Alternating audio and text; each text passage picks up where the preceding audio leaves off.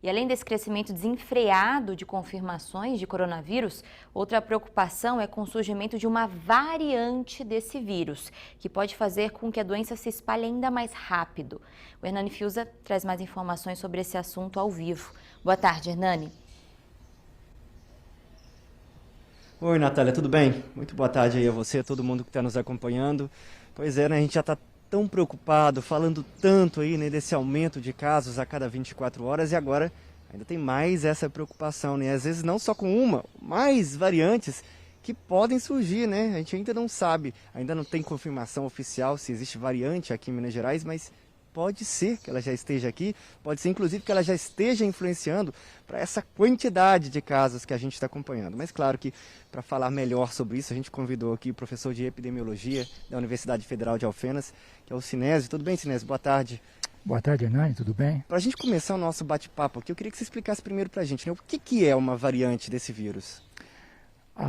O vírus ele tem uma mutação, né, praticamente constante, só que essas variantes que nos falam são as mutações mais significativas que podem fazer com que ele possa ser mais transmissível ou menos reconhecível pelo nosso sistema imunológico. Normalmente elas têm acontecido naquela proteína chamada S, aquele espinho que ele tem na superfície dele, né, que dá essa aparência de coroa, tanto na capacidade que essa proteína tem de se ligar nas nossas células, quanto, vamos dizer assim, no tamanho e no formato dela, que aí pode prejudicar o próprio reconhecimento dela pelo sistema imunológico. E a gente pode dizer, de alguma forma, já se sabe isso, que essas variantes têm alguma ligação com casos de reinfecção também?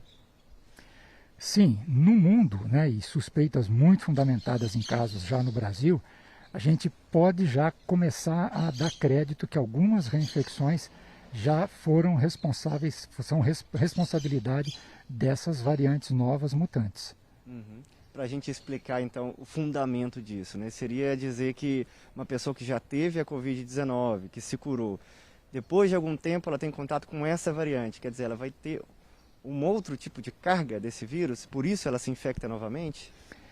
É mais ou menos por aí, né? Hoje, né, pelo tempo já acumulado da epidemia, nós sabemos que depois de 6 meses que a pessoa se contagiou, o título, a concentração de anticorpos já da primeira infecção pode cair.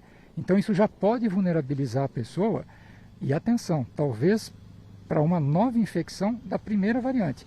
Só que com a variante mutante, o que pode acontecer? Esses anticorpos criados e que já decaíram um pouco dentro do corpo da pessoa, eles não conseguem mais reconhecer essa nova variante mutante do vírus. E aí esse vírus vai ter uma condição de se multiplicar muito mais, aumentando a carga viral dentro do corpo da pessoa e a doença.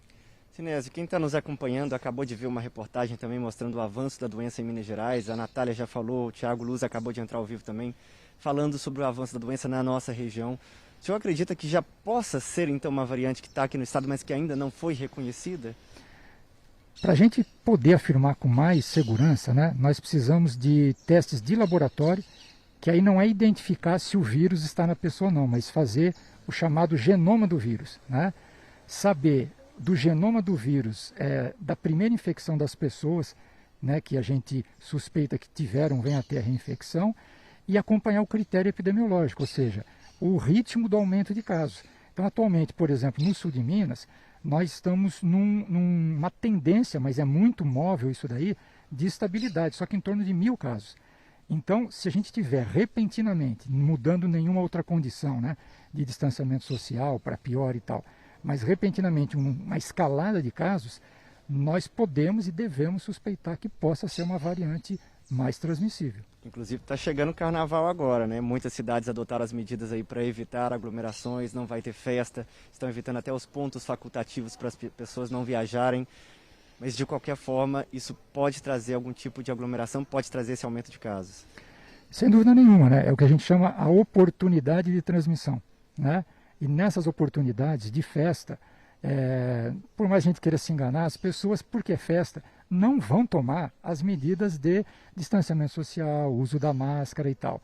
E aí não só a questão da festa do carnaval, mas a própria manutenção do feriado de carnaval, que pode propiciar com que as pessoas se aglomerem em casas, né? Façam visitas a amigos e parentes mais próximos, mas acaba também, né, aumentando o risco desse contágio por pequenas aglomerações. Falando ainda dessas variantes, a gente está falando bastante agora de vacina, né? Uma notícia que traz esperança para a gente.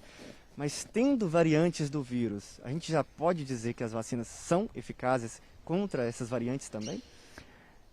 Também em termos de evidência, né, felizmente, a gente não tem indicativo ainda, até porque as vacinas, né, estão começando a ser aplicadas, né, o estudo, vamos dizer, sobre elas está começando junto, né, populacionalmente. Então a gente não tem muitos elementos para poder dizer se elas são eficazes ou não.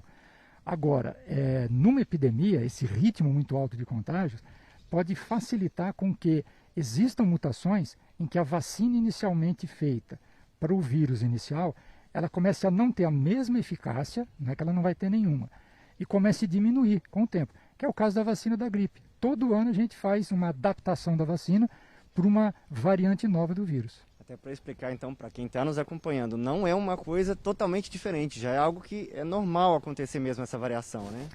Exatamente, é normal, né? Esse é um vírus que o material genético dele, né, a gente sabe que é o material RNA, né? Você tem o DNA ou RNA. Essa coisa do material genético RNA faz com que esses organismos, esses vírus, como é o coronavírus, como é o vírus da gripe, ele já naturalmente, cada vez que ele se replica, ele pode ter mutações maiores. Então, a tecnologia de vacinas, ela já considera isso. O problema é que nós estamos numa pandemia, numa epidemia. Então, a adaptação das vacinas, né, ela, por mais rápida que venha a ser, ela é desejável que seja o mais rápida possível.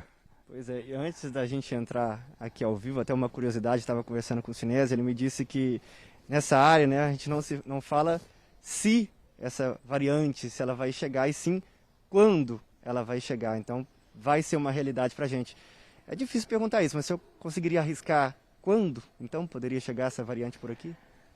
Como você falou, né, Hernani, é difícil, mas assim, num prognóstico até por princípio de precaução, se em 2 meses, vamos colocar assim, né, um trimestre, mas a gente continuar mantendo esse ritmo de contágio e a circulação, porque o mundo hoje é globalizado, né, as cidades, os países, é muito difícil que uma variante mutante dessa, mesmo que não surja uma já aqui no sul de Minas, né, assim, made in sul de Minas, própria do sul de Minas. Essa variante é muito difícil que em 3 meses, nesse ritmo de contágio, não chegue aqui também, né? É só imaginar, quer dizer, se ela chegou em outros países, né, por que não dentro do nosso país, com a circulação que a gente tem e está mantendo, ela pode chegar também. Com certeza. Sinésio sempre muito solícito, ajudando a gente aqui a esclarecer essas dúvidas. Agradeço mais uma vez a sua participação com a gente.